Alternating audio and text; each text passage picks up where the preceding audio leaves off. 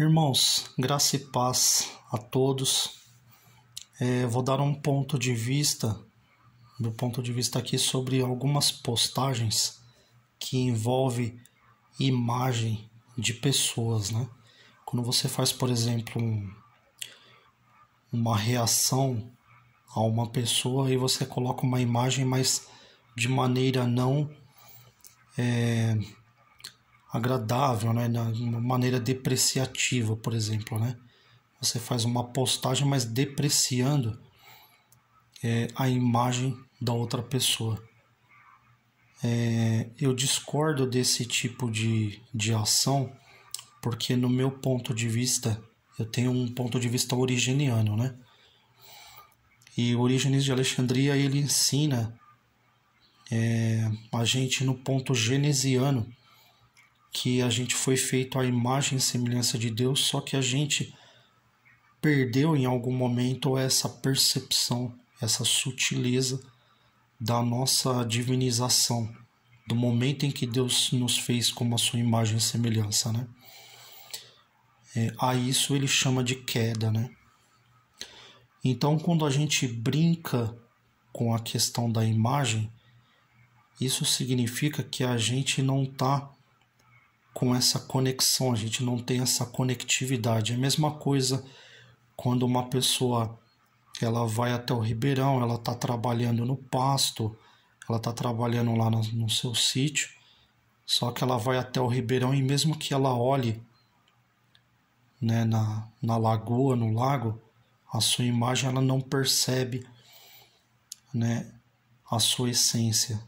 Então, para ela pasta como as ovelhas que estão ali, né? Mas a partir do momento que você recobra isso, você pasta percebendo uma certa importância e uma certa graça de ter recobrado essa coisa que o ser humano perdeu, né? Que é uma flecha que inflama o coração do homem pelo seu Criador, né? É de certa forma uma graça porque foi dada uma vida, né? Foi Ele que nos deu a vida. Então, a vida ela simboliza de certa forma algo muito gracioso assim. E esse resgate desse amor que se inflamou tanto dele por nós quanto de nós por ele, né?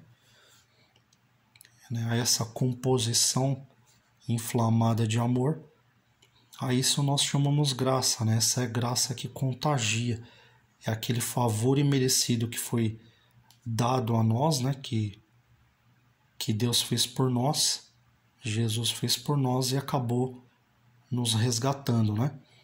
Ele foi o único suficiente que pôde promover esse resgate. E isso nos recobrou a nossa condição que a gente tinha perdido, né? Então, quando a gente percebe, né, que a gente tem essa conectividade relacionada à nossa imagem, a gente se sente mal quando a gente vê a outra pessoa atacando a imagem, porque a outra pessoa que está atacando a imagem, ela não tem essa percepção ainda, né? E essa sutileza, para ela, a imagem, tanto sua quanto do outro, não é uma coisa sagrada, né? E eu tenho que dizer isso porque para mim eu sinto que é, né? Eu sinto dentro do meu âmago, né? Sinto dentro do meu coração que a minha imagem, tanto a minha imagem quanto a do outro, ela é sagrada. Então a nós compete a preservação daquilo que é sagrado, né? Então se o seu semelhante, embora ele não saiba, ele não tenha recobrado essa divinização, ele não tenha aceito essa remissão e essa graça, mas você que aceitou, você consegue demonstrar isso preservando ele também, né? Então quando você faz essa preservação tanto de você, da sua imagem, quanto a do seu próximo, você está demonstrando que você realmente foi uma pessoa que recobrou essa noção de que você é a imagem e semelhança do seu Criador, né? Então, quando eu vejo assim algumas pessoas amenizando a imagem do próximo no react, né? No react que eles falam, né? E fazendo alguma coisa que traga menos a imagem do próximo, né? Isso eu não consigo tragar isso como uma coisa boa, sabe?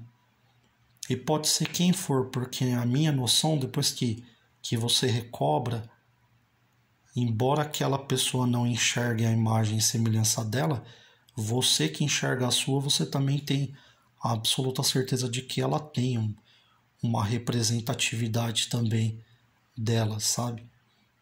Então, por mais que ela faça, isso não lhe atinge, mas você fazer é um ato muito leviano, é um ato que demonstra que você não está em contato, né, com essa divinização recobrada, né? Em outras palavras, para aqueles que são cristãos, não dá a entender que Jesus Cristo ainda está. Não dá a entender que Jesus está na sua vida ainda, entendeu?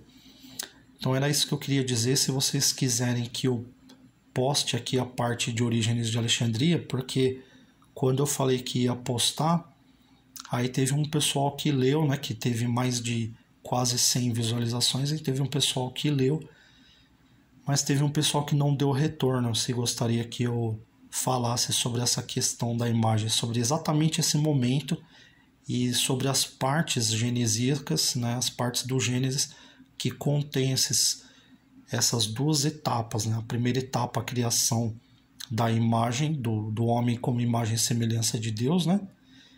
E da segunda etapa, que ele insufla no barro, né, o fôlego da vida, e a partir dali começa-se a exercer duas naturezas, né? Uma natureza que nós sabemos que está com Deus e uma natureza que está em potência, né?